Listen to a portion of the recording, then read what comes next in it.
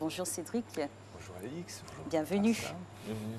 Alors aujourd'hui, on parle du mécanisme de finance pour la transition verte en Afrique. Le changement climatique, on le sait, affecte les efforts de développement en Afrique. On est toujours là à se poser des questions. Le changement climatique, l'Afrique en subit les conséquences de plein fouet. Mais l'Afrique peut se développer et comment? Face à l'enjeu, le continent s'engage donc dans un développement propre. Ça, il faut le dire. Il faut féliciter certains gouvernements qui font des efforts. Là encore, l'Afrique s'accuse du retard. Et puis le manque de financement est une contrainte parce qu'on ne dira jamais assez, l'argent c'est le nerf de l'environnement.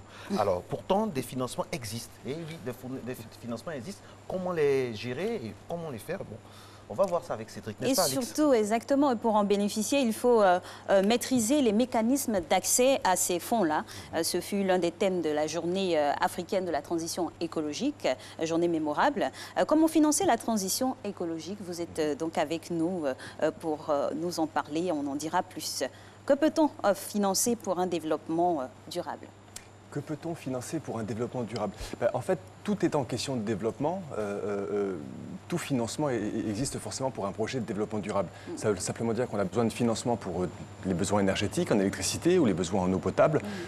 Si l'énergie est verte, si elle est propre, automatiquement ça devient un projet de développement durable. Mais on peut aussi travailler dans la cacaoculture, on peut travailler dans la cajou. Bref, c'est simplement financer un projet dont on va s'assurer qu'il va comporter des mécanismes de durabilité et avec ces mécanismes de durabilité, les présenter maintenant à des investisseurs qui sont à la recherche de projets vertueux. Alors, est-ce que le développement durable est cher, aussi cher que ça à financer? C'est de moins en moins vrai. C'est de moins en moins vrai parce que quand on regarde, par exemple, on l'avait vu la semaine dernière sur les énergies solaires, par exemple, on avait eu une baisse du prix divisé par 4. Donc, le prix des énergies solaires avait été divisé par 4 en simplement 10 ans parce qu'il y a de plus en plus de consommation. Il y a aussi des projets qui en fait, ne vont absolument pas coûter cher. Par exemple, quand on veut faire des foyers améliorés pour avoir une meilleure efficacité quand on brûle le charbon ou alors si on veut justement fabriquer du charbon, des technologies qui sont très simples, très facilement accessibles. Donc, le développement durable n'est pas forcément cher. Ça, c'est une première vérité.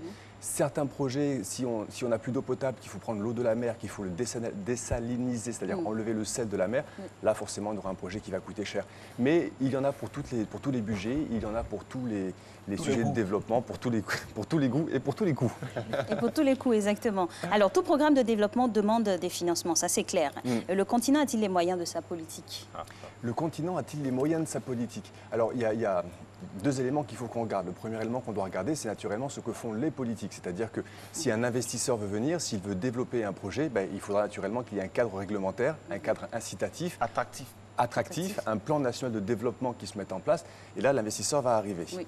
Maintenant, la deuxième question, c'est le continent africain a-t-il l'argent pour le faire? C'est ça.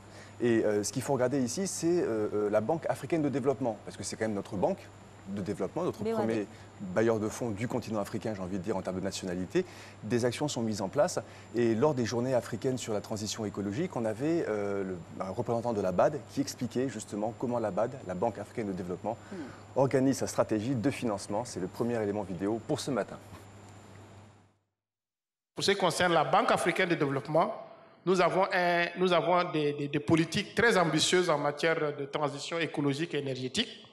Nous avons une stratégie décennale de développement 2013-2022 qui a pour objectif justement assurer la transition de l'Afrique vers une croissance inclusive et verte.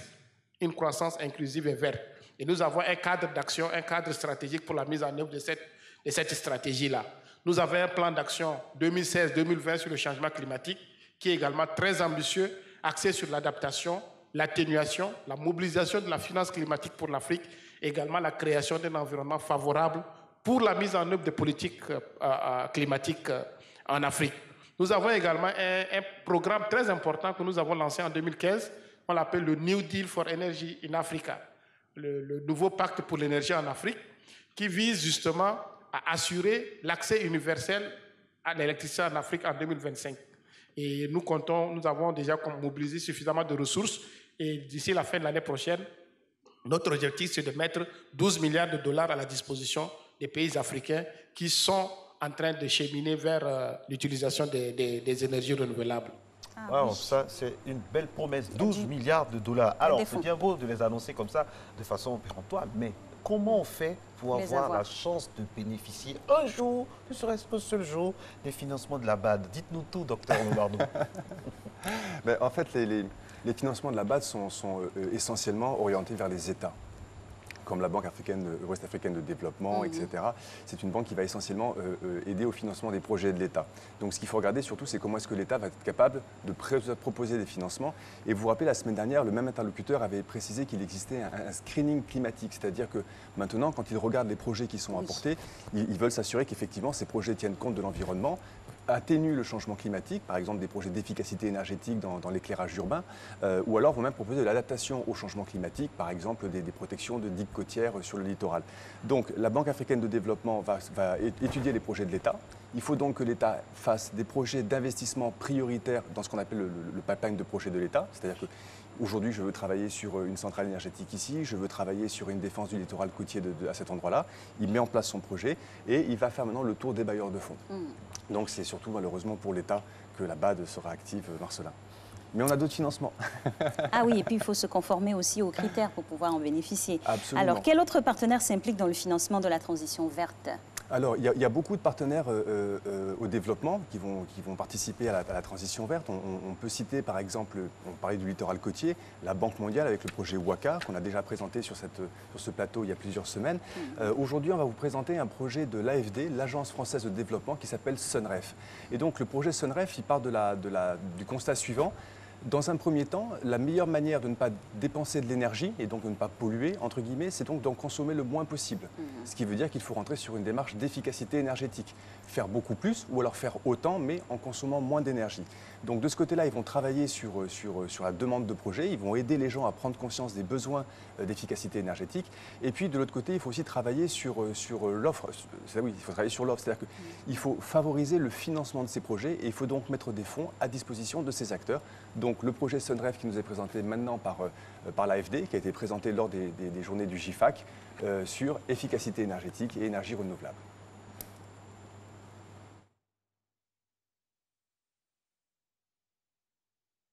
Cette assistance technique est chargée de faire de la sensibilisation des entreprises et des particuliers, sensibilisation des bureaux d'études, sensibiliser l'État, les organisations professionnelles, sensibiliser également tous les acteurs qui peuvent aller vers la transition écologique. Elle est gratuite, cette assistance technique-là. On bénéficie pour son financement de subventions de l'Union européenne. Donc l'Union européenne nous met de l'argent à disposition pour que cette assistance technique puisse travailler gratuitement à la disposition des porteurs de projets et des banques. Donc ça, c'est l'approche technique qui permet de stimuler la demande. En face, on stimule également l'offre, c'est-à-dire que nous, AFD, on met des ressources bonifiées à la disposition des banques pour leur permettre de financer ces projets. J'explique. On met des lignes de crédit à la disposition de la banque. Donc on prête à la banque à des taux très bas pour qu'elle-même puisse prêter à des taux également bas aux porteurs de projets qui ont été labellisés dans le cadre de SUNREF. C'est tout simple. C'est tout simple. C'est tout simple, c'est tout simple. Ça, c'est tout simple. Techniquement, comme ça, c'est tout simple. Mais alors, les financements existent, c'est vrai, mais est-ce que c'est suffisant? Et puis, comment saisir ces opportunités? Est-ce que c'est suffisant? Non, il faut se dire la vérité, c'est totalement Ça jamais suffisant. C'est, par exemple, quand on voit les besoins de demande de financement, aussi bien pour les pays développés que pour les pays en développement ou émergents, les quantités de sous requis sont juste affreux. Et si on se rappelle le fameux Copenhague en 2009, tous les accords qui ont lieu, accord de Paris, etc., rappelez-vous qu'on dit toujours qu'il faut que les pays en développement, et particulièrement l'Afrique, puissent disposer d'à peu près 100 milliards de dollars par an, 100 milliards de dollars par an, ne serait-ce que pour financer leur propre adaptation. Ensuite, donc pour ça, c'est insuffisant. Les financements existent. Et la deuxième partie de la question, c'est... 100 milliards de dollars par an, alors qu'on n'en prévoit que 12 milliards au niveau de la BAD. Pour la partie de la BAD. Donc c'est justement, il faut capitaliser tous ces fonds. Il y a le Fonds vert pour le climat, il y a la BAD, il y a la Banque mondiale, etc. Mais aujourd'hui, c'est aussi ce que les États développés vont pouvoir abonder, vont apporter comme financement, comme ligne de financement à chacun de ces projets. Parce que la BAD doit lever les financements quelque part. La Banque mondiale doit trouver des partenaires pour investir, doit convaincre, entre guillemets, les États membres. Donc l'argent est insuffisant. Il y avait une deuxième partie à votre question. que j'ai oublié. Oui, c'est comment saisir les opportunités. Comment saisir les Une opportunités. chose est d'avoir l'argent. Oui, absolument. Comment, voilà. Ça marche. Comment saisir les opportunités? On va devoir simplement proposer des projets bancables. En fait, qu'on parle d'un projet changement climatique ou développement durable, c'est absolument pas différent d'un projet normal. Je monte mon projet, je le structure, j'ai une idée de développement, je veux fabriquer des foyers améliorés ou je veux fabriquer différemment du charbon, deux thèmes qu'on a évoqués en début de discussion. Donc, je vais identifier ma technologie, je vais identifier mes clients, et puis quand je prends ma technologie, je me dis, tiens mon Dieu, j'en ai une devant moi, il me faut 5 kilos de bois dans la forêt pour faire 1 kilo de charbon. Franchement, c'est pas terrible, ça va me faire beaucoup de travail. Donc maintenant, j'ai une autre technologie qui, elle, me dit, si jamais tu prends 1,5 kg de bois, tu feras 1 kg de charbon. Bah, déjà là, je vois un intérêt. Je regarde les prix, j'ai mon marché, etc. Et je vais, comme pour tout projet, le présenter à mon investisseur ou à mon banquier, entre guillemets. Et c'est là justement où l'accès au financement va pouvoir se faire. On prenait l'exemple tout à l'heure de l'AFD, j'espère être plus convaincant. L'AFD dit, nous, on se rend compte qu'il y a des besoins de financer l'efficacité énergétique et que parfois l'argent est un petit peu cher. Donc dans un premier temps, on va vous inviter à étudier si oui ou non vous avez des projets d'efficacité énergétique à financer, votre éclairage, votre isolation, votre climatisation, etc. Et une fois qu'on se rend compte qu'il y a un véritable retour sur investissement, deuxième action, vous présentez votre projet et maintenant on va pouvoir le financer, on mettra une ligne de financement juste devant, contre naturellement des remboursements. Cela suit le circuit. Ouais. Ce sont des prêts. Ça suit un circuit normal comme tout autre projet à financer. C'est exactement ça. Il faut juste s'assurer qu'il respecte l'environnement, il respecte les hommes et il s'inscrit dans une démarche de durabilité. Et qui vont rembourser. Et qu'il faut rembourser. Puisque j'ai adoré cette phrase en entame, l'argent est le nerf de l'environnement. C'est absolument vrai ce que vous avez dit, parce que si on veut justement que les populations aient des foyers améliorés, qui consomment moins de charbon, moins de bois, mais il faut que ces projets arrivent dans leur maison. Donc il faut les distribuer, il faut les fabriquer, il faut que les coûts soient accessibles. Donc c'est une véritable industrie qu'on doit mettre en place derrière.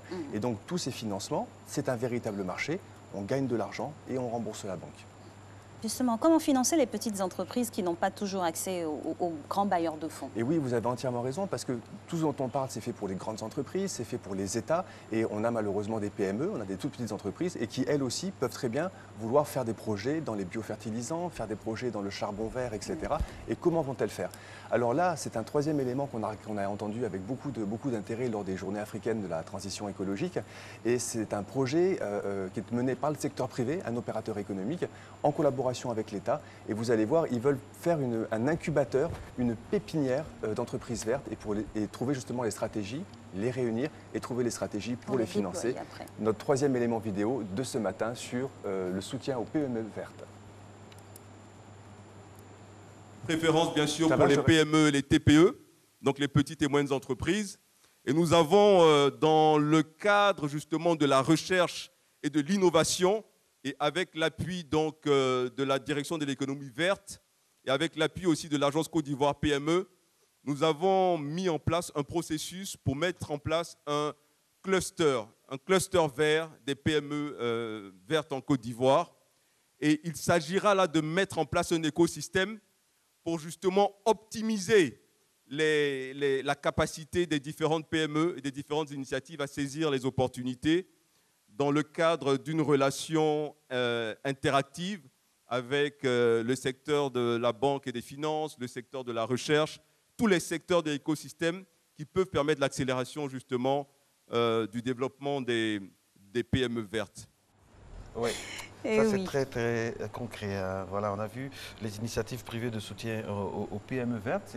C'est très ingénieux, ça. C'est très ingénieux. Moi, ce qui me plaît, on voit une certaine forme d'organisation dans tout ce qui est environnement. Quand vous venez ici, on voit que c'est organisé. Tout ce qu'il manque, c'est... l'argent. Money.